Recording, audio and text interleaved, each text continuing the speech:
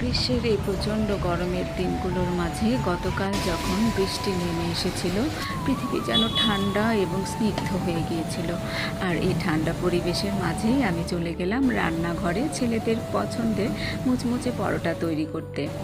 পরোটা তৈরিতে এখানে আমি আটা ব্যবহার করেছি, আর তার সাথে লবণ, তেল এবং পানি দিয়ে মেখে ময়ান করে রেখে দিয়েছিলাম 10 মিনিটের জন্য।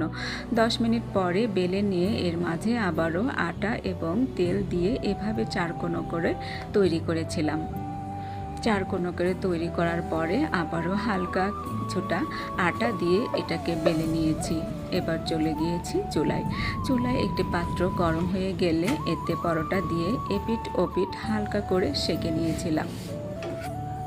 আর তারপরে এতে অল্প তেল দিয়ে মুচমুচে করে ভেজে নিয়েছি আমার পরোটা।